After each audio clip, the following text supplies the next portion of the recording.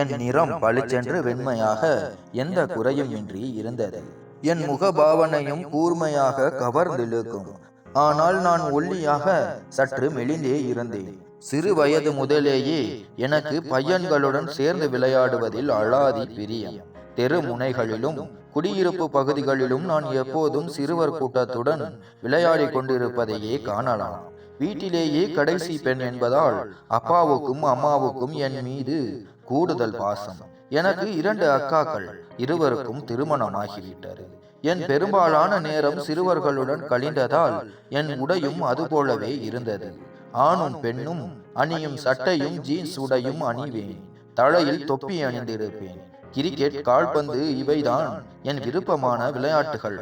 காலம் நகர்வது எனக்கு தெரியவே இல்லை. நானும் 16 வயதை தாண்டி நின்றேன். 16 வயதை எட்டியதும் என் அம்மா என்னை வீட்டை விட்டு வெளியே செல்ல விடாமல் வலுக்கட்டாயமாக தடுத்து நிறுத்த தொடங்கினாள். ஏய், நீ ஒரு பெண், வீட்டிற்குள்ளேயே இரு. வெட்கமாக இல்லையா உனக்கு? இவ்வளவு பெரியவளாகி விட்டாய், இன்னும் தெரு பசங்களுடன் விளையாடுகிறாய். உன் கால்களை பார்த்தாயா? விளையாடி விளையாடி அவை எவ்வளவு பெரிதாகிவிட்டன. உனக்கு சரியாக அளவான செருப்பு கிடைக்குமா என்பதே சந்தேகம்தான். கடைசியில் ஆண்களின் செருப்பை கொண்டு வந்து கொடுக்க வேண்டியிருக்கும் போல என்று கடித்துக் கொள்வான். நான் எப்போதும் கவலைப்படாமல் அலட்சியமாக இருப்பேன். அம்மாவின் பேச்சை இந்த காதில் கேட்டு அந்த காதில் விட்டு விடுவேன். அம்மாவின் திட்டுக்கள் ஒரு புறம் இருந்தாலும் என் கவனம் முழுவதும் வெளியே நடக்கும் கிரிக்கெட் ஆட்டத்தின் மீதே இருக்கும். இந்த ஒரு முறை மட்டும் விளையாட அனுமதியுங்கள் அம்மா என்று கெஞ்சுவேன். ஆனால் அவள் கேட்கவில்லை. என் வெளிப்புற பயணங்களுக்கு முற்றுப்புள்ளி வைக்கப்பட்டது. அதன் பின் எனக்கு ஒரே ஆறுதல், வீட்டு மாடியில் சென்று பட்டம் விடுவதுதான், அல்லது பக்கத்து வீட்டு அர்ஜுனின் மாடிக்கு சென்று அவனது அம்மாவிடம் என்னை பூட்டி வைத்த கைதி போல அம்மா அடைத்து வைத்து விட்டார்கள் என்று என் குறைகளை சொல்வேன். என் நடை, உடை, பாவனை எல்லாமே பலர்வ குணம் கொண்டதால் அர்ஜுன் என்னை பார்த்து மென்மையாக சிரிப்பான். பரவாயில்லை நிலா, இப்போது நீ பெரியவளாகி விட்டாய் அல்லவா, இனிமேல் வீட்டிலேயே இரு என்று எனக்கு புத்திமதி கூறுவான். நானோ சில சமயம் அவனிடமிருந்தே சட்டைகளை வாங்கி அணிந்து கொள்வேன். சிறுவர்களுடன் விளையாடி வளர்ந்தாலும் என் பகுதி சிறுவர்கள் யாரும் என்னிடம் தரக்குறைவாகவோ எல்லை மீறியோ நடந்ததில்லை. அதற்கு காரணம் அர்ஜுன் தான். எங்கும் பாதுகாவலன் போல் அவன் உடன் இருந்தான். அவன் எங்கள் குடும்பத்திற்கும் பல உதவிகளை செய்வான். எங்களுக்கு சகோதரன் இல்லை. அப்பா வெளிநாட்டில் வேலை செய்து 6 மாதங்களுக்கு ஒரு முறைதான் வருவார். நான் 12ஆம் வகுப்பு முடித்த சமயம் என் அம்மாவின் தோழி ஒருவர் தன் மகனுக்காக என்னை தனக்கு கை கேட்டார். எனக்கு அப்போது வயது 20. பெங்களூருவில் வசிக்கும் அம்மாவின் தோழி என் மகனுக்கு என் உறவு கேட்டார். ஆனால் விஷயம் தெரிந்ததும் நான் உங்களை விட்டு வேறு நகரத்திற்கு வரமாட்டேன் என்று அம்மாவிடம் திட்டவட்டமாக சொல்லிவிட்டேன். அம்மா சொன்னாள், உன் சேட்டைகள் இருக்கின்றனவே, உன்னை கண்ணுக்கு முன்னாலேயே திருமணம் செய்து கொடுத்து நான் அவமானப்பட விரும்பவில்லை.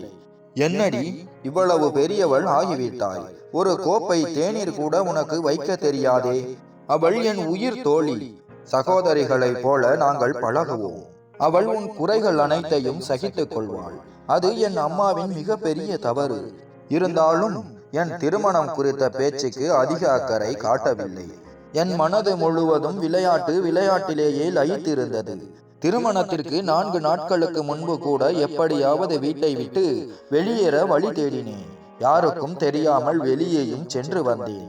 அம்மா என்னை திரும்ப திரும்ப இழுத்து கொண்டு வந்து வீட்டிற்குள் அடைத்தார். திருமணத்திற்கு இன்னும் 4 நாட்கள் தான் உள்ளன. இந்த சிறுமிக்கு சற்றும் பொறுமை இல்லையே. மகள்கள் இப்படி திருமணத்திற்கு முன் ஓடி திரிந்தால் அவளுக்கு சௌந்தரியமும் முக அழகும் சேராது. அந்த 4 நாட்களை நான் மிகவும் கஷ்டப்பட்டு வீட்டுக்குள் கழித்தேன். வானத்தில் பட்டம் பறப்பது, வெட்டப்பட்டால் அதை பிடிப்பதற்காக நான் நேராக மாடிக்கு ஓடுவேன். பெங்களூருவில் இருந்து என் திருமண ஊர்வலம் வந்தது. என் திருமணம் பகலில் நடந்தது. அன்றிரவே ரயிலில் திரும்பச் செல்வதற்கான பயணம் தொடங்கியது. மணப்பெண்ணாக முக்காடிட்டு கொண்டு நான் ரயிலில் அமர்ந்திருந்த போது பயங்கர சலிப்பாக இருந்தது. என் கணவர் விஜய் என்னை திரும்ப திரும்ப மிகவும் உற்று பார்த்து கொண்டிருந்தார். என் மாமியார் பெங்களூருவில் வசித்தார். எனவே அங்கே நான் வந்து போவது என்பது மிகவும் குறைவாகவே இருந்தது. 5-6 வருடங்களுக்கு ஒரு முறை அம்மாவின் தோழி என் மாமியார் எங்கள் வீட்டிற்கு வந்து வாரம் 10 நாட்கள் தங்கிவிட்டு திரும்ப செல்வார்.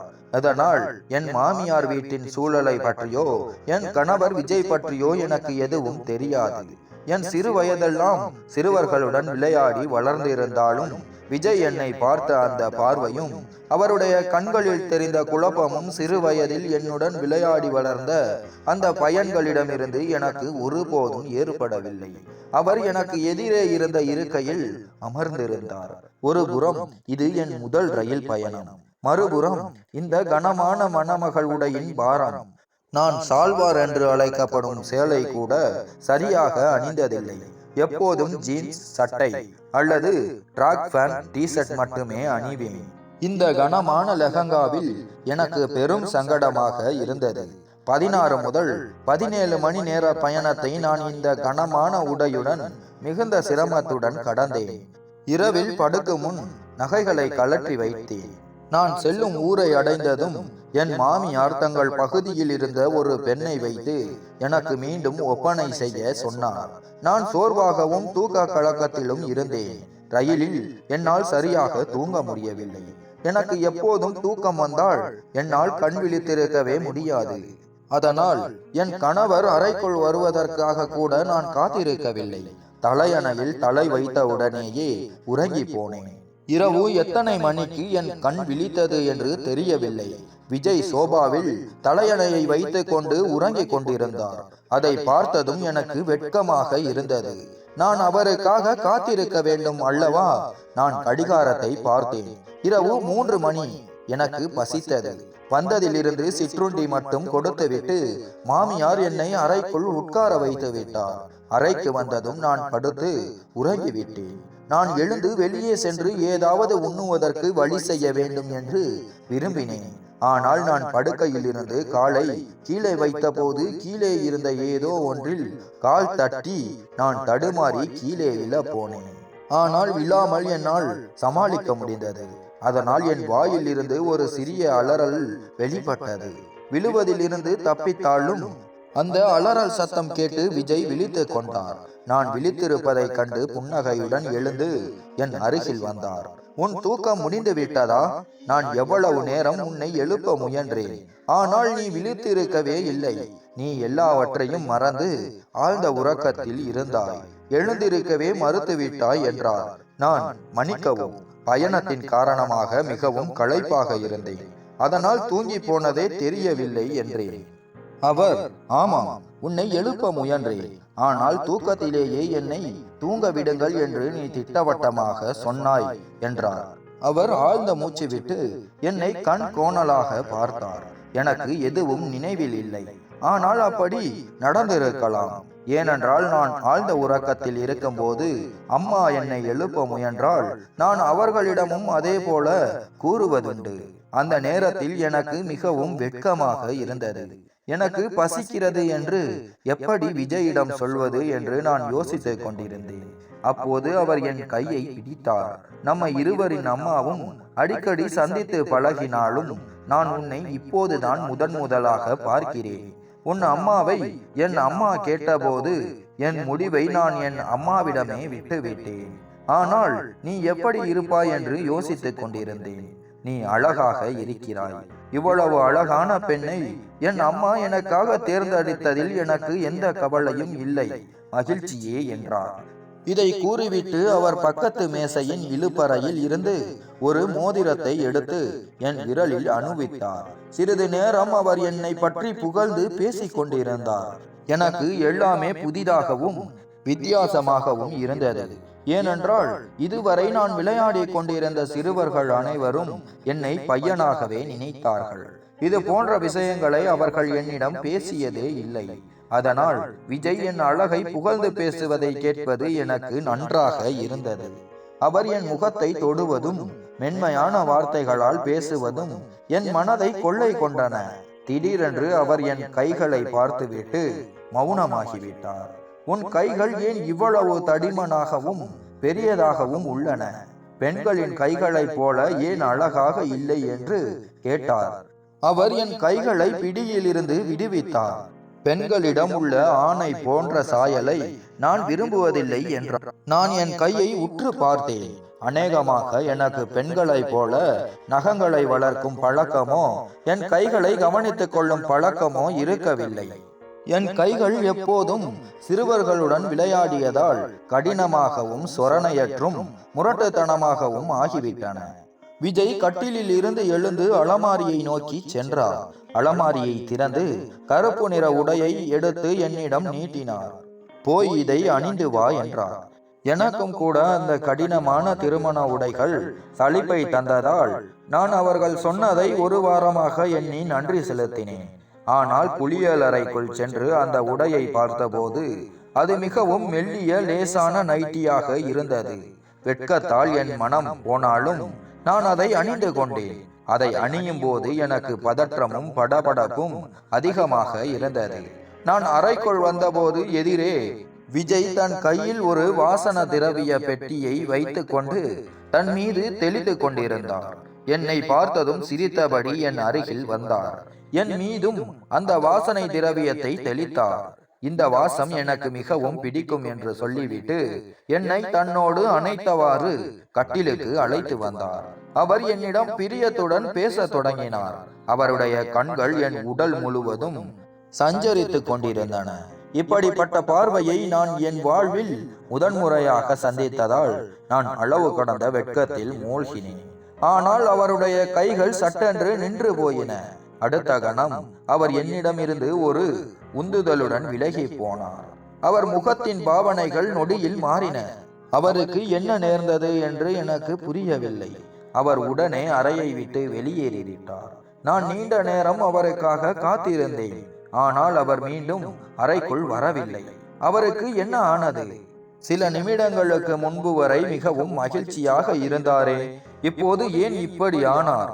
இரவு முழுவதும் அவர் அறைக்கே வரவில்லை. காலையில் நான் என் ஆடைகளை மாற்றிக்கொண்டு அறைக்கு வெளியே வந்தேன். அவர் வரவேற்பறையின் சோபாவில் படுத்து உறங்கிக் கொண்டிருந்தார். அறைக்கு பதிலாக அவர் ஏன் இங்கே படுத்திருக்கிறார் என்று எனக்கு வியப்பாக இருந்தது. நான் அவர் அருகில் சென்றபோது அவர் என்னை பார்த்து முகத்தை திருப்பிக் கொண்டார். அன்று தொடங்கிய இந்த சம்பவம் ஒரு தொடர் நிகழ்வாகவே மாறிவிட்டது. நான் எவ்வளவு தூரம் அவரிடம் நெருங்க முயன்றேனோ அவ்வளவு தூரம் அவர் என்னை தவிர்த்து ஓடினார். காரணம் எதுவும் சொல்லவில்லை. திருமணத்திற்கு பிறகு அவர் என்னிடம் பேசிய சில இனிமையான வார்த்தைகள் என் உலகத்தையே மாற்றியிருந்தன. ஆனால் இப்போது அவர் என்னை ஏன் ஒதுக்குகிறார் என்று தெரியவில்லை. பல நாட்கள் கடந்துவிட்டன. அவருடைய நடவடிக்கையில் மாற்றமில்லை. ஒரு நாள் வெறுத்து போன நான் அவர் எதிரில் போய் நின்றேன். விஜய், நீங்கள் ஏன் என்னிடம் பேசுவதில்லை? ஏன் என்னை தவிர்த்து ஒதுக்குகிறீர்கள் என்று கேட்டேன். அவர், நீ எனக்கு நல்லது செய்யவில்லை. நீ இப்படிப்பட்டவள் என்று தெரிந்திருந்தால் நான் ஒருபோதும் உன்னை திருமணம் செய்திருக்க மாட்டேன் என்றார். அவர் பேசியதன் அர்த்தம் எனக்கு விளங்கவில்லை. நான் அப்படி என்ன செய்துவிட்டேன் என்று கேட்டேன். அதற்கு அவர், உன்னிடம் பெண்களுக்கான எந்த அம்சமும் இல்லை. நீ ஆண்களைப் போலவே இருக்கிறாய். உன் நடை, உடை, பாவனை மற்றும் உன் உடலமைப்பு கூட ஆணின் சாயலை கொண்டிருக்கிறது என்று சொல்லிவிட்டு அறையை விட்டு வெளியேறினார். நான் எப்போதும் பேண்ட், டி-ஷர்ட் அணிந்ததால் தான் அவர் அப்படி சொல்கிறாரோ என்று நினைத்தேன். எனக்கு பழக்கமே தளர்வான ஆடைகளை அணிவதுதான். அதனால் திருமண சீரில் வந்த பட்டு புடவைகளை கூட நான் எடுத்து பார்க்கவில்லை. உடனே நான் என் சீதனத்தில் வந்த புடவைகள் அனைத்தையும் எடுத்து அவற்றை பிரித்து அணிவித்து கொள்ள தொடங்கினேன். என் மாமியாருடன் சேர்ந்து விஜய்க்கு பிடித்த உணவுகளை சமைக்க கற்றுக்கொண்டேன். அவருடைய எல்லா வேலைகளையும் என் கைகளால் செய்ய தொடங்கினேன். 2 மாதங்களுக்குள் நான் என்னை முற்றிலும் மாற்றிக்கொண்டேன். ஒருவேளை விஜயின் மனநிலை மாறி என்னுடன் சகஜமாவார் என்று நம்பினேன். ஆனால் அவர் ஒரு கல்லை போல் ஆகிவிட்டார். தினமும் இரவு தாமதமாக வீடு திரும்புவார். சோபாவில் படுத்து உறங்குவார். அவருடைய அன்புக்காக நான் ஏங்கினேன். அவருடைய நேசத்தை பெற துடித்தேன். ஒரு மனைவி என்ற முறையில் கணவரின் அணைப்புக்கான இயல்பான ஆசை எனக்கு இருந்தது. நான் எல்லா விஷயங்களிலும் கவலையற்றிருந்தவள். ஆனால் இப்போது விஜயின் ரசனைக்கேற்ப மாறி என் ஆளுமையையே இழந்துவிட்டேன்.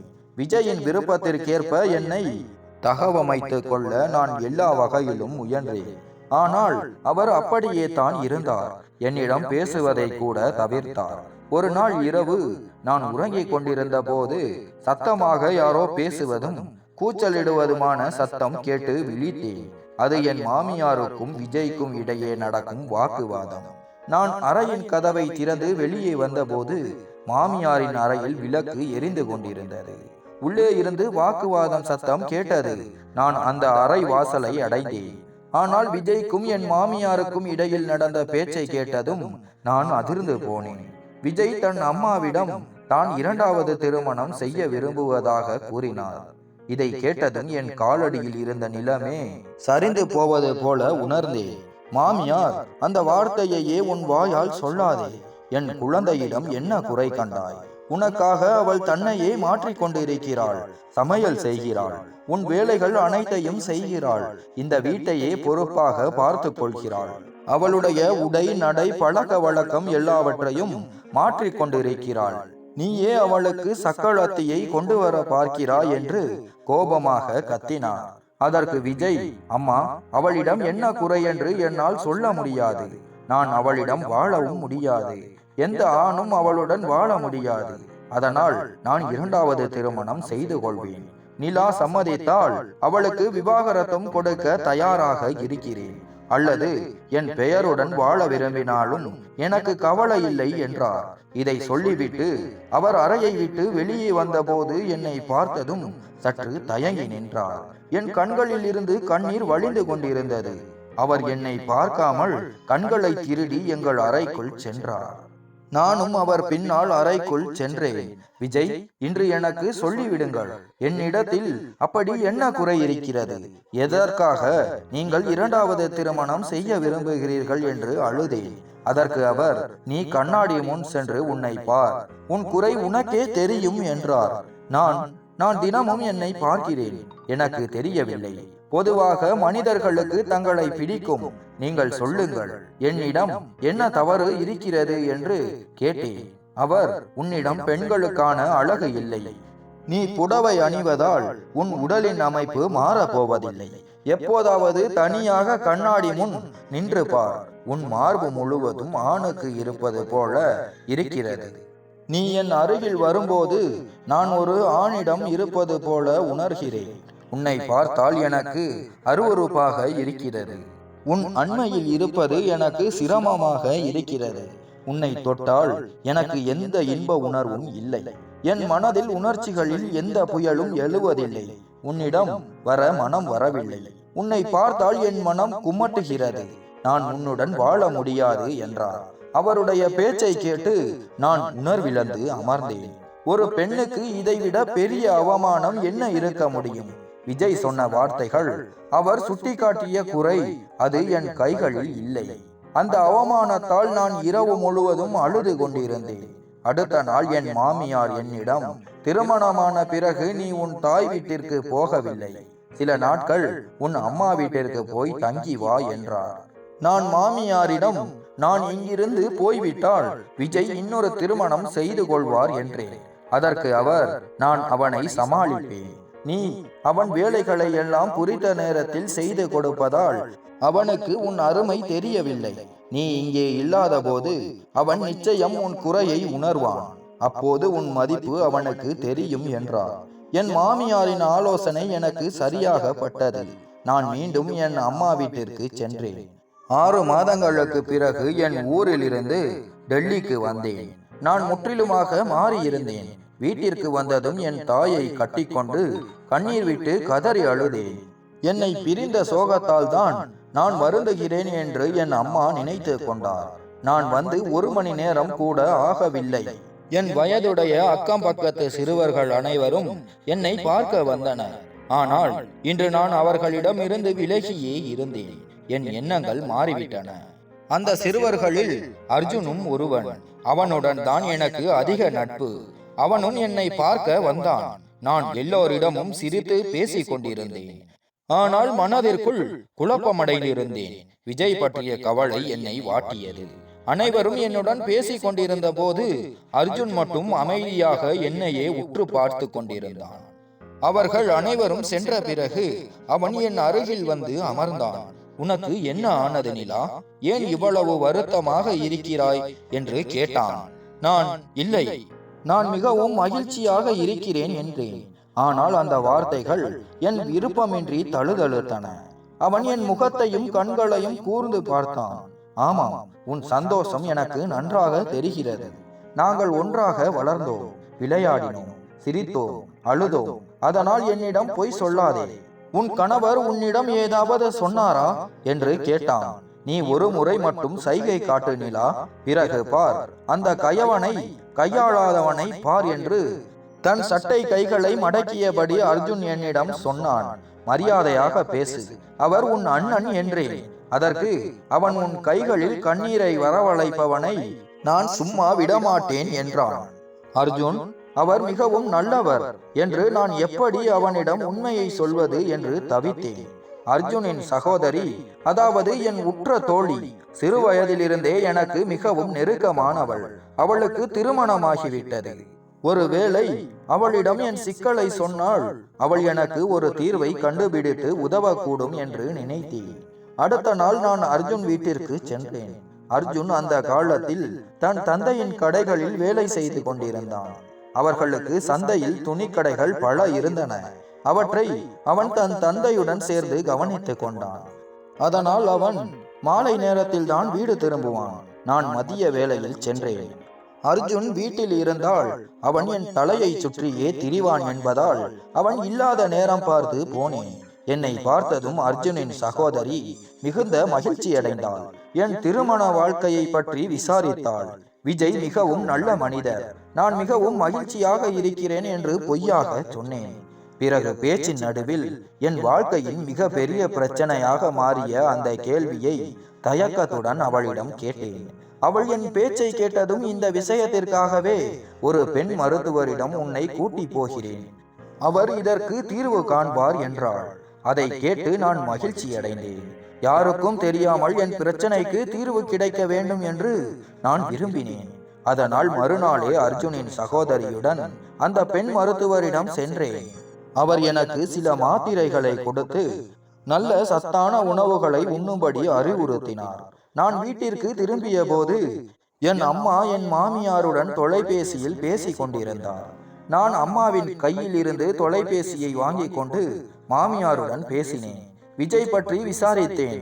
அவர், நான் தினமும் அவனுக்கு புரிய வைக்க முயற்சிக்கிறேன், ஆனால் அவன் என் பேச்சை கேட்க தயாராக இல்லை. கவலைப்படாதே, நான் அவனை சமாதானப்படுத்துவேன். நீ உன் உடல் நலத்தை பார்த்துக்கொள் என்றார். நான் மிகுந்த மன உளைச்சலில் இருந்தேன். அந்த பெண் மருத்துவர் கொடுத்த மருந்து மாத்திரைகளை சாப்பிட்ட பிறகுதான் சாப்பிட வேண்டும். ஆனால் மாமியாருடன் பேசிய பிறகு என் பசியே குறைந்து விட்டது.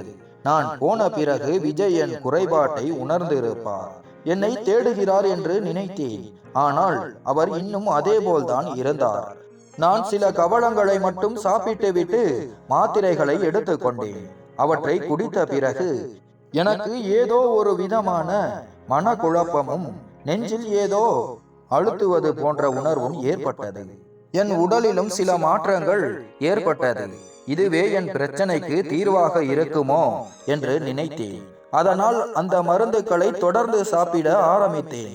அதை சாப்பிட்ட போதெல்லாம் எனக்கு வியர்த்து கொட்டியது, படபடப்பாகவும் இருந்தது. ஆனால் விஜய்க்காக நான் இதையெல்லாம் சகித்து கொண்டேன். ஒரு நாள் என் தொலைபேசிக்கு விஜயின் அழைப்பு வந்தது. டெல்லிக்கு வந்த பிறகு விஜய் எனக்கு அழைப்பது அதுதான் முதல் முறை. நான் உடனே தொலைபேசியை எடுத்தேன். ஒருவேளை அவர் என்னை தேடுகிறார் என்று நினைத்தேன். ஆனால் அவர், நீ என்னோடு விளையாடும் அந்த ஆட்டம் சரியில்லை. உன் காரணமாக என் அம்மா என்னை சொத்திலிருந்து விலக்கி வைக்க பார்க்கிறார். உன்னை நான் சும்மா விட மாட்டேன். உன்னை போன்ற ஒரு ஆண் தன்மை கொண்ட பெண்ணிடம் என் அம்மா ஏன் இப்படி எல்லா குணங்களையும் பார்க்கிறார் என்று தெரியவில்லை. நீ என் மனைவியாக வாழ விரும்பினால் உன் உடலை சீர் செய்து கொள். நான் உனக்கு 15 நாட்கள் கொடுக்கிறேன். இல்லை என்றால் உனக்கு விவாகரத்து அனுப்பிவிடுவேன். அதன் பிறகு என் அம்மா என்னை சொத்திலிருந்து நீக்கினாலும் பரவாயில்லை, ஆனால் உன்னையும் நான் நிம்மதியாக விடமாட்டேன் என்று சொல்லிவிட்டு தொலைபேசியை துண்டித்தார். இதை கேட்டு நான், விஜய் விஜய் தயவு செய்து இதை செய்யாதீர்கள் என்று அழுதேன். தொலைபேசியை துண்டித்துவிட்டு திரும்பிய போது பின்னால் கை கட்டியபடி அர்ஜுன் நின்றிருந்தான். அவனை கண்டதும் நான் கண்ணீரை துடைத்துக் கொண்டேன். அவன், உன் கணவர் அழைத்தாரா என்று கேட்டான். நான் ஆமாம் என்றேன். என்ன சொன்னார்? ஏன் அழுகிறாய் என்று மிகவும் தீவிரமாக விசாரித்தான். நான் கோபமாக, உனக்கு ஏன் கவலை? ஏன் எப்போதும் என் தலையை சுற்றியே வருகிறாய்? நான் இல்லாமல் என் அறைக்குள் ஏன் அனுமதி இல்லாமல் வருகிறாய்? நீ யார் என் அனுமதி இல்லாமல் உள்ளே வர? வெளியே போ இங்கிருந்து என்று அவனை கடுமையாக பேசினேன். நான் எதுவும் அவனுக்கு சொல்ல விரும்பவில்லை. அதனால் அவனை பழித்து பேசினேன். நான் இப்படி சினம் கொள்வதை கண்டு அவன், நீ என்னிடமிருந்து எதையும் மறைக்க முடியாது. உன் கணவனின் நடத்தை உன்னிடம் சரியில்லை என்று எனக்கு தெரியும் என்றான். நான், இது கணவன் மனைவிக்கு இடையேயான விஷயம். இதில் நீ தலையிட உனக்கு என்ன உரிமை இருக்கிறது? தயவு செய்து என்னை தனியாக விடு. இங்கிருந்து போ என்று அவனை தள்ளியவாறே அறையிலிருந்து வெளியேற்றினேன். கதவையும் மூடினேன். முன் வைத்திருந்த மருந்தை பார்த்ததும் எனக்கு விஜயின் வார்த்தைகள் நினைவுக்கு வந்தன. 2 மாத்திரைகளை எடுத்து ஒரே நேரத்தில் சாப்பிட்டேன். என் பிரச்சனை விரைவில் தீர்ந்து என் இல்லறம் காப்பாற்றப்பட வேண்டும் என்று விரும்பினேன். ஆனால் அந்த மருந்துகளை சாப்பிட்டவுடன் எனக்கு தாங்க முடியாத படபடப்பு உண்டானது. வாந்தியும் வர தொடங்கியது. என் நிலை மோசமானது. என் நிலையை கண்டு என் அம்மா மிகவும் கவலைப்பட்டார். என் அப்பா வீட்டில் இல்லை. அக்காக்கள் எல்லோரும் அவரவர் வீட்டில் இருந்தனர். அதனால் என் அம்மா அர்ஜுனை அழைத்து அவனையும் உடன் அழைத்து கொண்டு என்னை மருத்துவமனைக்கு கூட்டிச் சென்றனர். நான் 3 நாட்களாக எதை சாப்பிட்டாலும் ஜீரணமாகவில்லை. என் நிலையை பார்த்த பெண் மருத்துவர், இந்த மருந்து மிகவும் சக்தி வாய்ந்தது. இதனுடைய பக்க விளைவுகள் அதிகம். இது உங்கள் சிறுநீரகங்களை கூட செயலிழக்க செய்யலாம். இது போன்ற போலி மருத்துவர் மற்றும் மருந்துகளை பயன்படுத்தி உங்கள் வாழ்க்கையை அழித்துக் கொள்ளாதீர்கள் என்று கண்டித்தார். அவர் என்னிடம் அந்த மருந்துகளை பயன்படுத்துவதற்கான காரணத்தை கேட்க நான் அழுது கொண்டே எல்லாவற்றையும் சொன்னேன். என் பேச்சை கேட்டதும் அவர், ஒரு மனிதனுக்கு உடல் அமைப்பை கொடுப்பது இறைவன் கையில் தான் உள்ளது. மனிதன் கையில் எதுவும் இல்லை. பெரும்பாலும் பெண்களுக்கு இந்த சிக்கல் இருக்கும். ஆனால் எந்த ஆண்கள் ஒழுக்கமற்றவர்களோ, பெண்களுக்கு மரியாதை கொடுக்க தெரிந்தவர்களோ, அவர்கள்தான் பெண்களை பற்றி இப்படி பேசுவார்கள். காலப்போக்கில் இந்த சிக்கல் தானே மறைந்துவிடும். உன் கணவன் உன்னோடு கணவன் மனைவி உறவு வைத்திருந்து நீ உன் உணவில் கவனம் செலுத்தியிருந்தால் உன் உடல் தானாகவே சீராயிருக்கும். நிச்சயமாக உன் கணவர் ஒரு மனநோயாளி அல்லது மிகவும் கீழ்த்தரமான எண்ணம் கொண்டவர் என்றார். என் தாயும் அங்கேதான் இருந்தார். இந்த வார்த்தைகளை கேட்டதும் தன் நெற்றியை சுருக்கி தலையை கவிழ்த்து கொண்டிருந்தார். நாங்கள் வீட்டிற்கு வந்ததும் அர்ஜுன் என் தாயிடம் அந்த மருந்துகளை எப்படி பயன்படுத்த வேண்டும் என்று விளக்கிவிட்டு திரும்பி சென்றார். என் அம்மா ஏன் என்னிடம் முன்பே சொல்லவில்லை என்று கேட்டார். நான் அழுதேன். அம்மா, நான் உங்களை கஷ்டப்படுத்த விரும்பவில்லை. என்னை பார்த்து எப்போதும் உனக்கு இல்லறத்தை நடத்த தெரியவில்லை என்று நீங்கள் சொல்லுவீர்கள். ஆனால் உண்மையிலேயே சொல்கிறேன் அம்மா, நான் விஜய்க்காக என்னை முழுவதுமாக மாற்றிக்கொண்டேன். எல்லா கடமைகளையும் கற்றுக்கொண்டேன். வேண்டுமானால் என் மாமியாரிடம் கேட்டுக்கொள்ளுங்கள். ஆனாலும் அவர் என்னை அருவருப்பாக பார்ப்பதாகவும் என்னோடு இருப்பது குமட்டல் வருவதாகவும் சொல்கிறார். இந்த பேச்சு ஒரு பெண்ணின் ஆன்மாவையே காயப்படுத்திவிடும். ஆனால் இதையெல்லாம் கேட்டும் அவர் மனதில் எனக்கு ஒரு இடம் கிடைக்க வேண்டும். அவர் எனக்கு விவாகரத்து கொடுத்து விடக்கூடாது என்றுதான் நான் விரும்பினேன். விவாகரத்து என்ற கரையை என் வாழ்வில் சுமக்க நான் விரும்பவில்லை என்று நான் கதறி எழத் தொடங்கினேன். என் தாயின் கண்களில் இருந்தும் கண்ணீர் வழிந்தது. அடுத்த நாள் என் அம்மா என் மாமியாருடன் பேசினார். அவரும் மிகவும் கவலையுடன், என்னை மன்னித்து விடுங்கள், என் காரணமாகத்தான் நிலாவின் வாழ்க்கை பாழாகிவிட்டது. என் மகன் ஒரு தாசியின் காதலில் விழுந்திருந்தான். அவளோடு முறையற்ற உறவு வைத்திருந்தான். நான் என் சத்தியத்தை கூறி நிலாவை திருமணம் செய்து வைத்தேன். ஆனால் அவனுக்கு அந்த கீழ்த்தரமான பெண்ணின் பழக்கம்தான் இருந்துள்ளது. அதனால் வீட்டில் உள்ள ஒரு நல்ல பெண்ணிடம் அத்தகைய கவர்ச்சி இல்லாததை கண்டதும் அவன் நிலாவில் குறைபாடுகளை கண்டுபிடிக்க ஆரம்பித்து விட்டான் என்றார். என் மாமியார் என்னிடம் வந்து விஜயிடம் இருந்து எனக்கு விவாகரத்து பெற்று தந்தார். அவன் என் மகளுக்கு தகுதியானவள் அல்ல என்றார். ஆனால் ஆண்களின் மீது எனக்கு நம்பிக்கை போய்விட்டது. விவாகரத்தாகி 2 மாதங்கள் கூட ஆகவில்லை. அர்ஜுனின் தாய் அர்ஜுனுக்கும் எனக்கும் திருமணம் செய்து வைக்க கேட்டு வந்தார். நான் உடனடியாக மறுத்துவிட்டேன். ஒரு ஆணால் நான் மிகவும் ஆழமாக பாதிக்கப்பட்டிருந்தேன். இன்னொருவரை என்னால் நம்ப முடியவில்லை.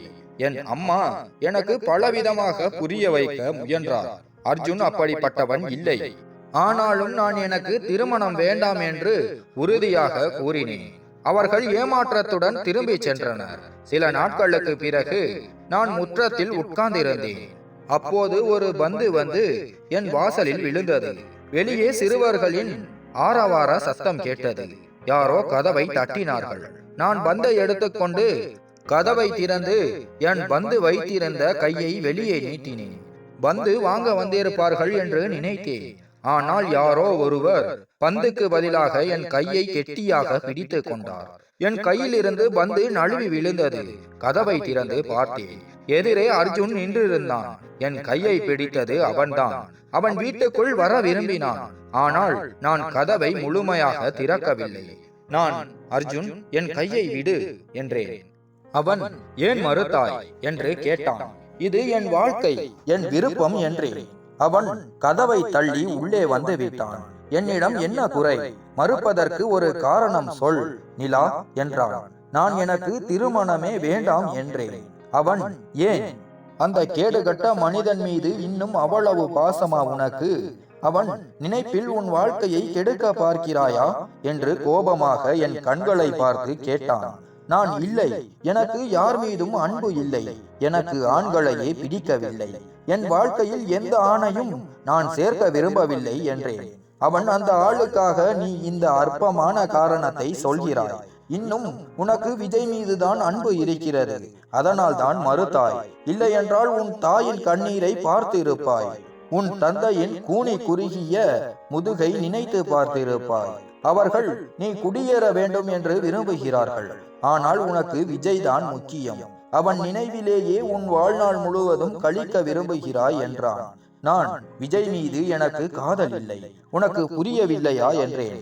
அதற்கு அவன், சரி, அப்படியானால் அதற்கான ஆதாரத்தை காட்டு.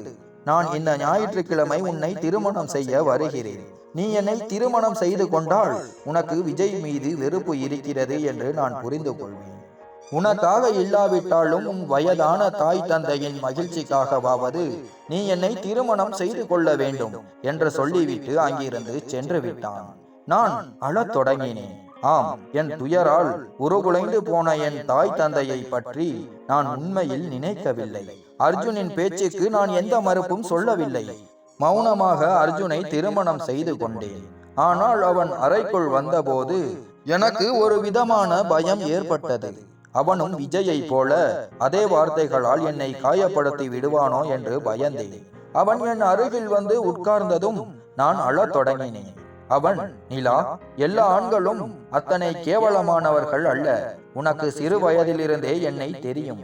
இதில் என் கையில் எதுவும் இல்லாத போது இந்த குறையை நான் உன்னிடம் சுட்டி காட்டுவேன் என்று நீ நினைக்கிறாயா என்றான். எனக்கு ஆச்சரியமாக இருந்தது. இவனுக்கு இது எப்படி தெரியும்? என் மனதில், என் மூளையில் வரும் ஒவ்வொரு கேள்வியையும் இவன் எப்படி ஒவ்வொரு முறையும் தெரிந்து கொள்கிறான். என் கையை பிடித்து கொண்டான். அந்த பெண் மருத்துவர் சொன்ன எல்லாவற்றையும் நான் கேட்டுவிட்டேன். நீ அந்த மருத்துவரிடம் சொன்ன எல்லாவற்றையும் நான் கேட்டுவிட்டேன். உன் தாயிடமும் தந்தையிடமும் கூட நான் அந்த கீழ்த்தரமான மனிதனிடமிருந்து நிலாவுக்கு விவாகரத்து வாங்கி கொடுங்கள், நான் அவளை ஏற்றுக்கொள்ள விரும்புகிறேன் என்று சொல்லிவிட்டேன்.